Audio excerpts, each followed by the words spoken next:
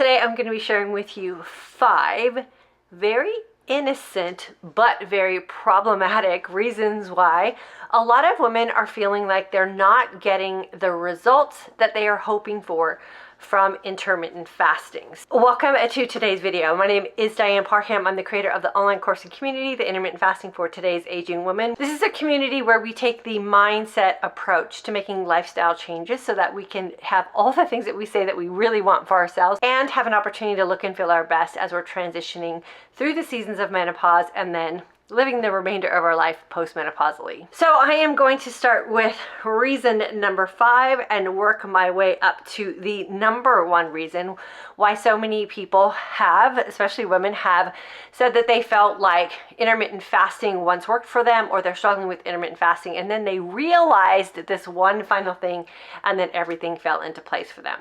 So reason number 5, women who are feeling really frustrated with intermittent fasting have expressed to me all of the things that they are doing when they are really believing that they're living an intermittent fasting lifestyle. So they're literally like throwing all the darts at the dartboard and assuming that intermittent fasting is the reason why they're not getting their results. The beautiful thing about intermittent fasting is you just really have to intermittent fast. Like, that's it. You don't have to make it complicated. You don't have to incorporate any other kind of diet genre or diet mentality. Every single day, you just ask yourself 2 very simple questions.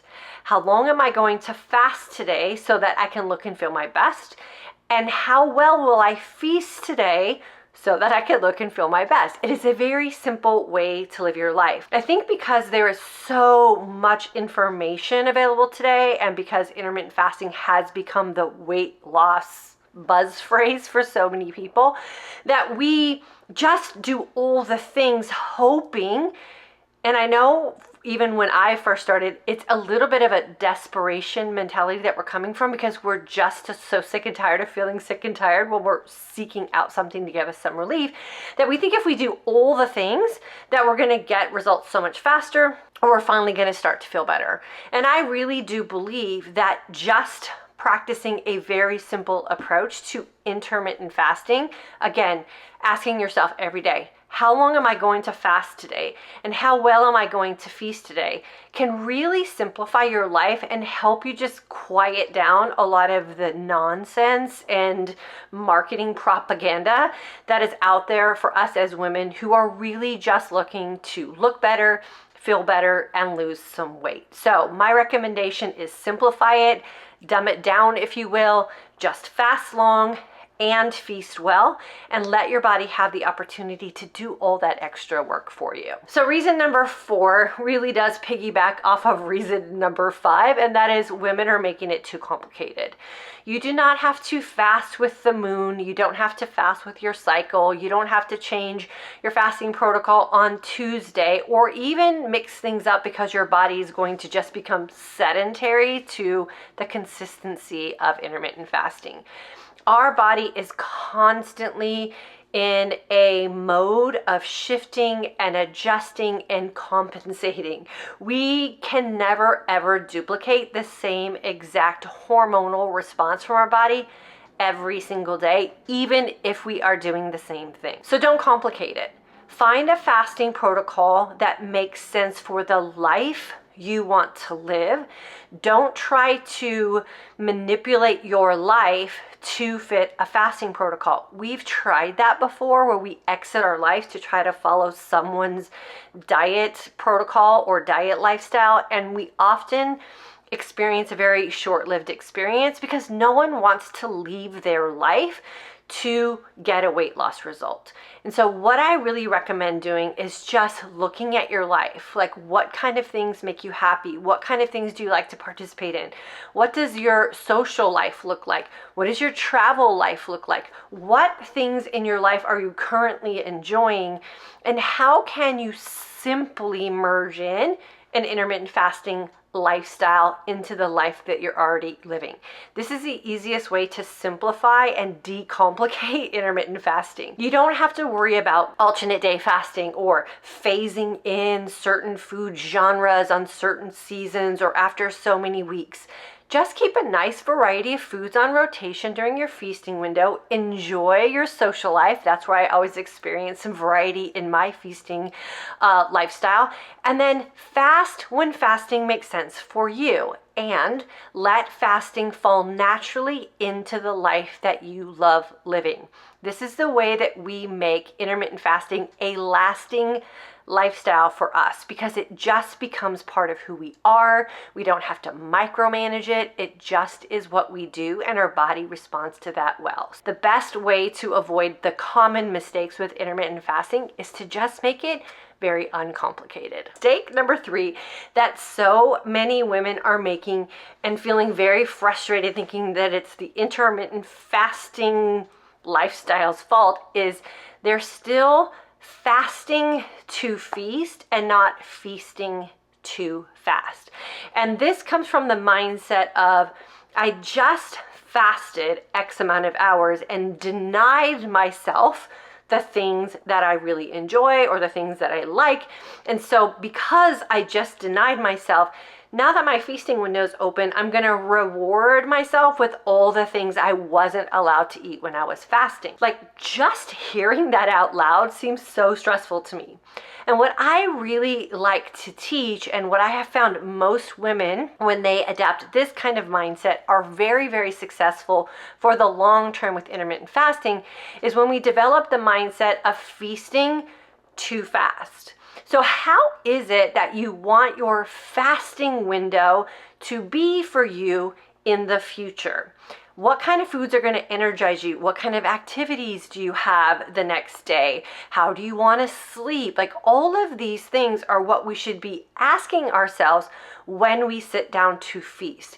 And having feasting be the opportunity for our body to take in the nutrients that it needs to stay energized so that we sleep well, to balance out our hormones, to help us lose weight, to support us in our exercise. And then when we're fasting, we can experience all of the amazing benefits that come with fasting. And we can really start to treat fasting as an opportunity for our body to heal itself and for us to get all the things that we say that we really want, instead of the opposite mindset, and that is fasting is the time that we're denying ourselves food or not allowing ourselves to have certain things, and it is treated more like a punishment in our mindset as opposed to the opportunity to reward ourselves in a fasted state. Mistake number 2, and again, this is coming from women who have felt like fasting wasn't working for them. Not getting enough water, or more specifically, not staying hydrated. We know, because of every other diet that we've been on or every other attempt that we have made to create a healthier lifestyle for ourselves, that water is always the thing that's always on the highest priority of things that we need to incorporate and make sure we're tracking and changing in our life. Because if we're not really focusing on getting enough water or enough hydration into our system, it can easily just pass us by. I teach this, and if I don't track my water intake and I start to feel a little fatigued, or I feel like I'm not having energy, or I feel like I'm losing some of the results that I once had, I always go back and retrace my steps and think about, am I getting enough water in my day? Now, I teach and coach that 100 to 150 ounces of water is the sweet spot.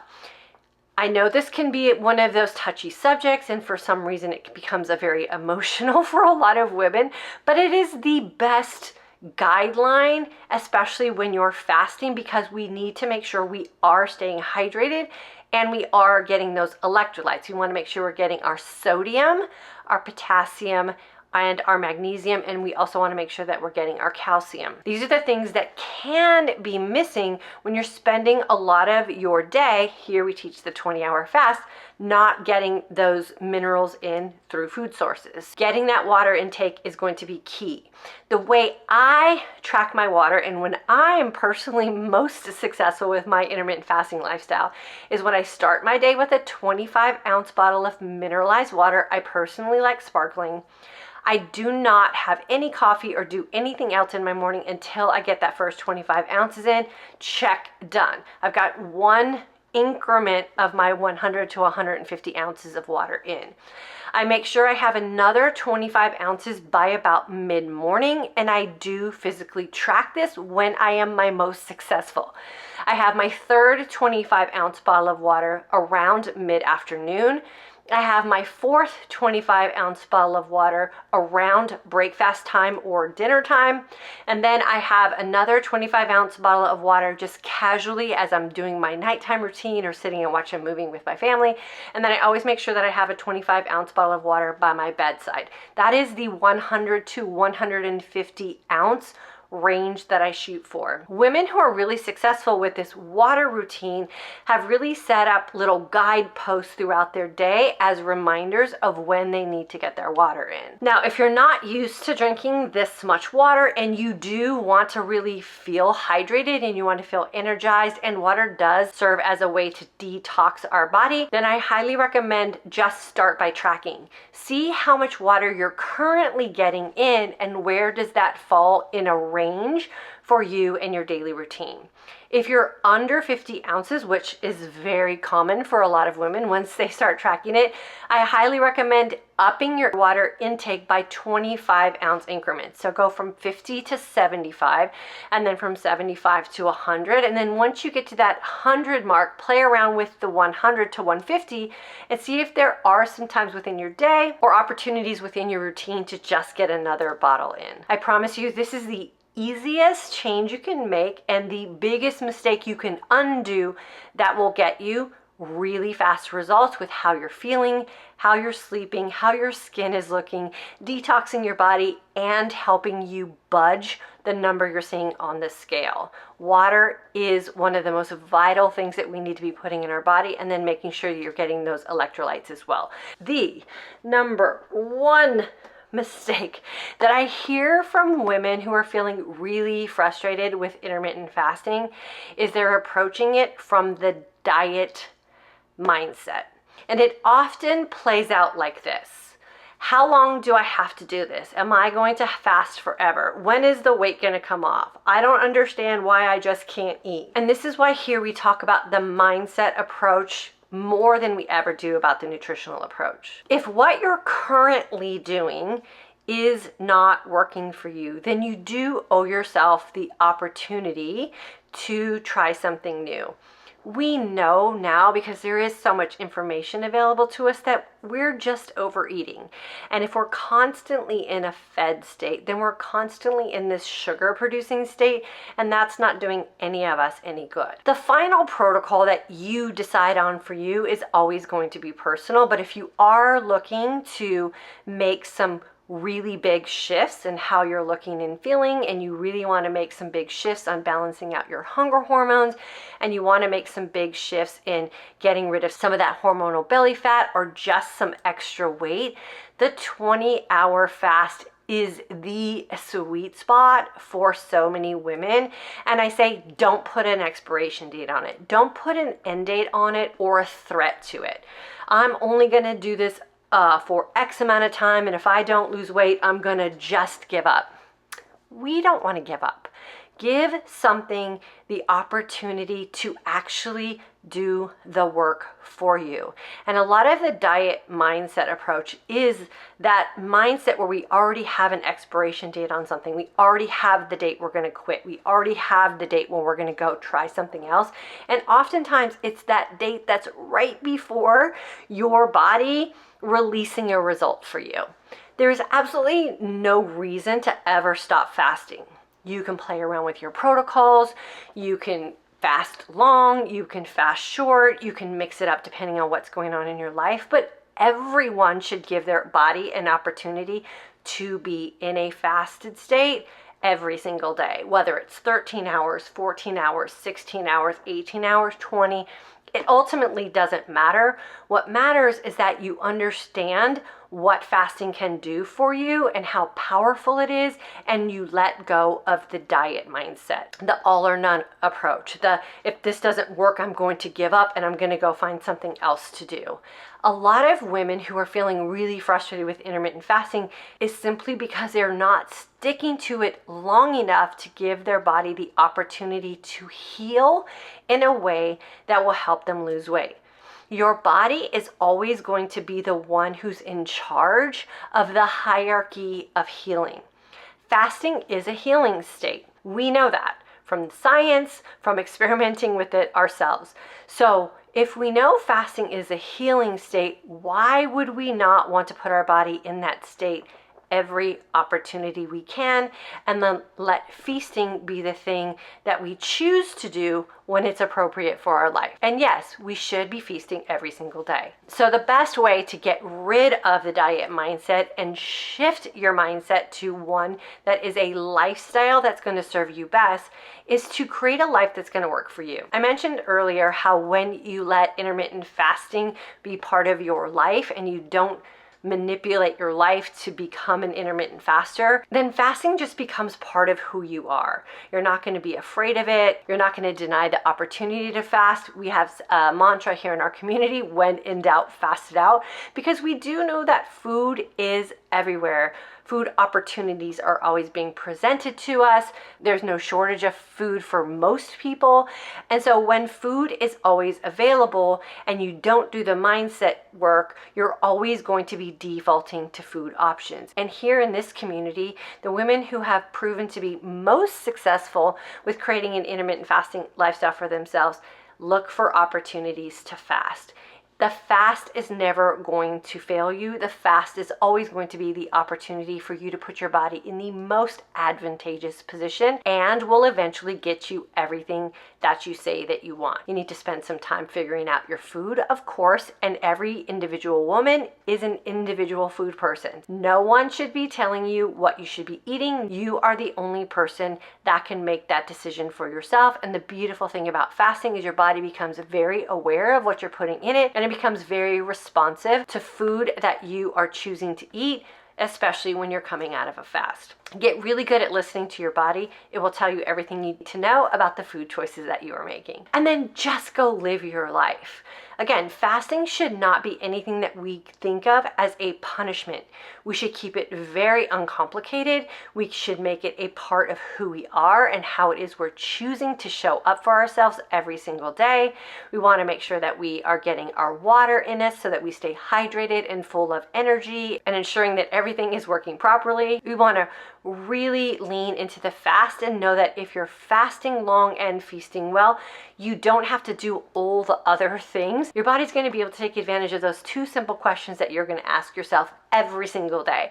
How long should I fast today? And how well should I feast today? You decide that based on the life you want to live on any given day and how it is you want to look and feel. And then remember, fasting is not a punishment. It's an opportunity for our body to heal itself from the inside out.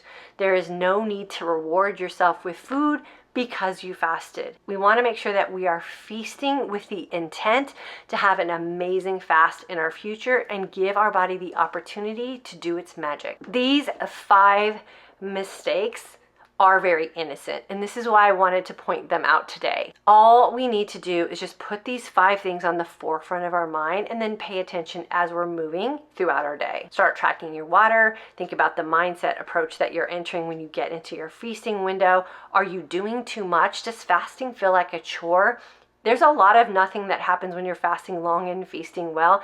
It should be a break from the chaos of food and all the choices that we have to make. It should be a very simple life for you. If you feel like you're doing all the things and you're still not getting the results you were hoping for, if you're making fasting too complicated and you're just not letting fasting do the work for you, if you have the mindset and mentality that fasting is depriving yourself, and therefore you're going to reward yourself when your feasting window opens. If you're not tracking your water and upping your water intake, and if you're approaching fasting with an expiration date or the mindset of when can I end this, then I promise you, you are in this group of women who is innocently making fasting mistakes. Thanks for hanging out with me today. I appreciate you guys. I hope this shed some light on fasting for you, and maybe made you think about maybe one of these 5 things that you might be innocently making a mistake with in regards to your intermittent fasting and the results that you say that you really want for yourself. This is where I love to ask you to leave me a comment. Have you made one of these mistakes very innocently, and as soon as you switched it up, you got the results you were hoping for?